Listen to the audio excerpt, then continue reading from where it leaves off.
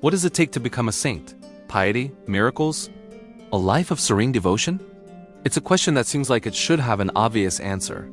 But history, and the legends it leaves behind, sometimes offers a different path.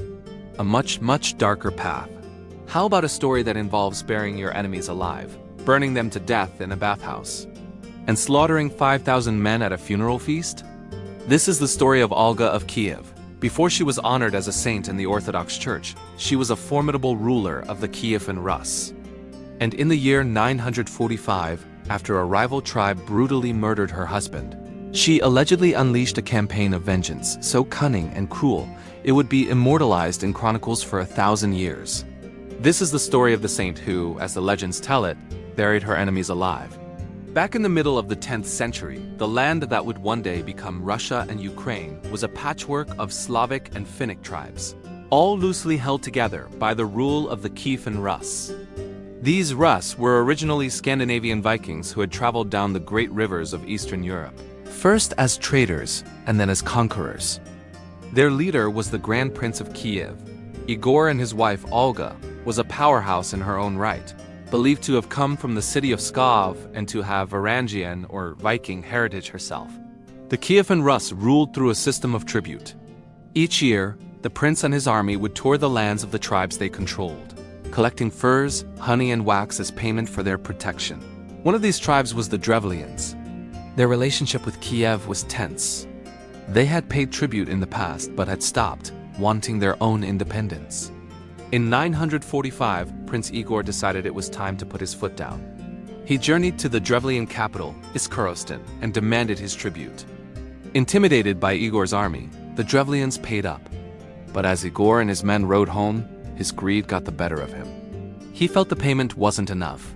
In a fateful decision, he dismissed most of his army and turned back with only a small guard to demand more. The Drevlian leader, Prince Mal, saw his chance.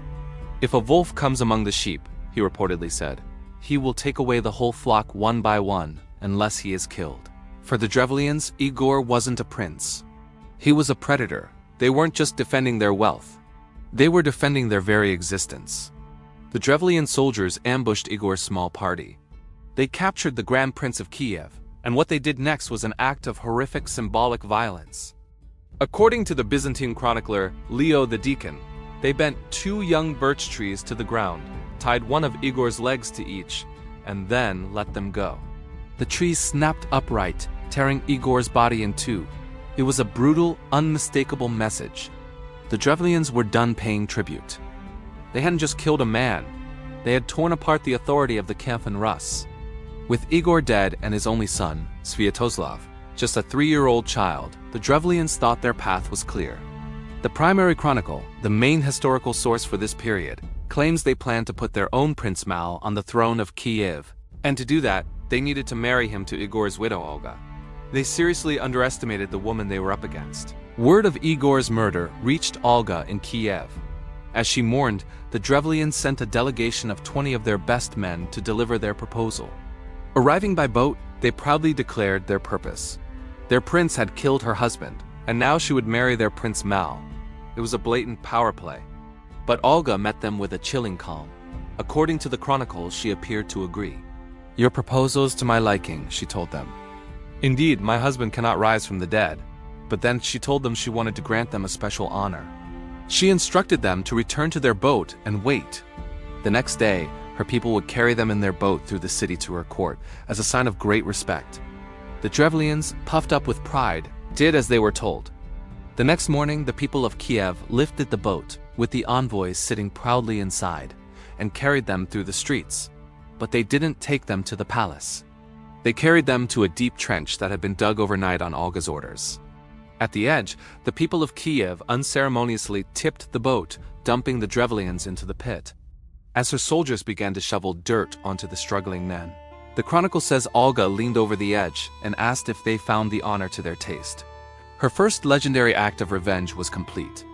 But she was just getting started. This level of calculated cruelty is almost hard to wrap your head around, and it's only the beginning of Olga's legend.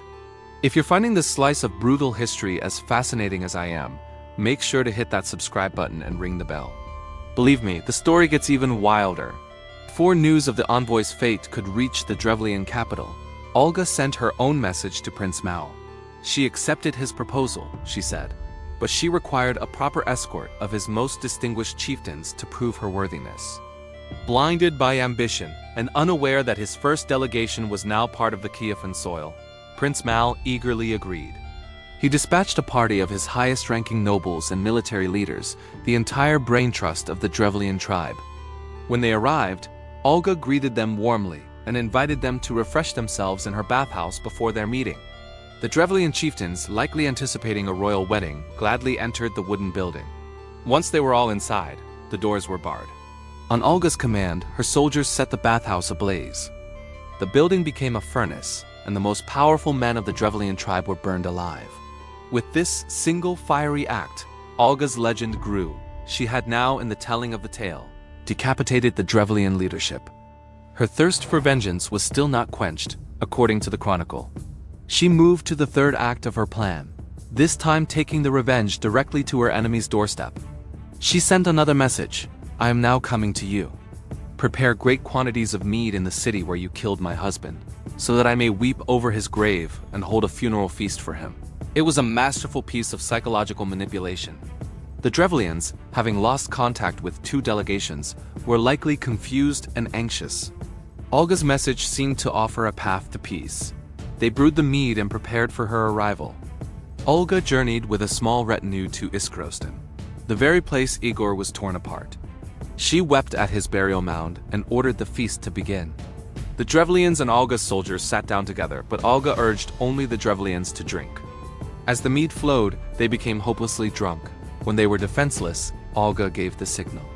Her sober soldiers drew their swords and moved through the drunken crowd. The chronicles claim that 5,000 Drevlians were massacred that night at a funeral feast for the man they had killed. The Drevlian tribe was now broken and terrified. But for Olga, it still wasn't enough. In the chronicles' telling, personal vengeance had become total war.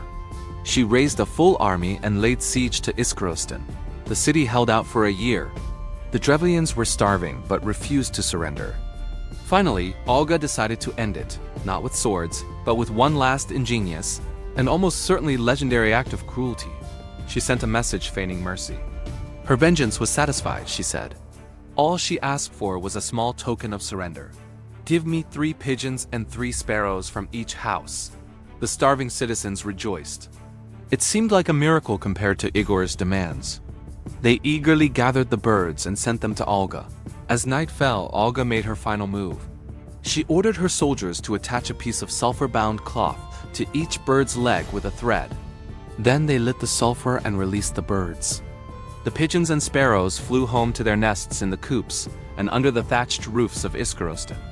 Fire erupted from hundreds of points across the city at once. There was not a house that was not consumed, the chronicle states, and it was impossible to extinguish the flames, because all the houses caught fire at once. As the burning citizens fled, Olga's army was waiting to kill or enslave them. Her revenge was finally totally complete. With the Drevlians crushed, no one dared defy Olga's rule again. The chronicles credit her with spending her regency instituting major reforms. She centralized power, established administrative centers called pagosti, and reformed the very system of tribute gathering that led to Igor's death, one of the first recorded legal reforms in Eastern European history. She had proven herself not just a master of vengeance, but a shrewd and effective ruler. But her story has one last unbelievable twist. Around the year 957, this formidable ruler journeyed to the great city of Constantinople. There, she was baptized into the Christian faith, taking the name Helen. One famous legend says the emperor was so taken by her that he proposed marriage. Olga, ever the strategist, told him it was improper for a pagan to marry a Christian, so he must first baptize her himself. After he did, he proposed again. She coolly replied, "How can you marry me after yourself baptizing me and calling me your daughter? For among Christians that is unlawful." The emperor could only reply, "Olga, you have outwitted me." She returned to Kiev and tried to convert her warrior son Sviatoslav, but he refused, with the chronicle claiming he feared his soldiers would mock him. Though her son remained pagan, Olga's influence planted a seed. Her grandson, Vladimir the Great, would be the one to adopt Christianity as the state religion of the Kievan Rus. Olga died in 969. For her efforts in bringing Christianity to her land, the woman whose legendary rage burned a city to the ground was eventually canonized. She became Saint Olga of Kiev. Her feast day is July 11th, and she is venerated as a patron saint of widows and converts. Her life is a shocking, brutal paradox. Was she the vicious warlord from the Chronicles, driven by a grief that knew no bounds? Or was she a calculating political genius who used theatrical violence to secure her son's throne and forge a nation? And how can a person capable of such legendary cruelty truly become a saint? The story of Olga of Kiev forces us to look past simple labels. She was a product of a violent age, and she used its tools with terrifying skill: avenger, ruler, and saint. Her legacy, written in blood and fire, ultimately ends in faith. And it's a chilling reminder that history's most fascinating figures are rarely just one thing. What do you think? Can Olga's legendary acts of revenge ever be justified? Let us know your thoughts in the comments below. If you enjoyed this journey into the dark side of sainthood, don't forget to like this video and subscribe for more stories from the most brutal corners of history. And when you're ready for the next chapter, step into the world of forgotten queens, lady warriors, and lady rebels who shaped our past in ways you may have never heard. Discover their battles, their triumphs, and their legacies in the Women Who Changed History playlist, waiting for you right now.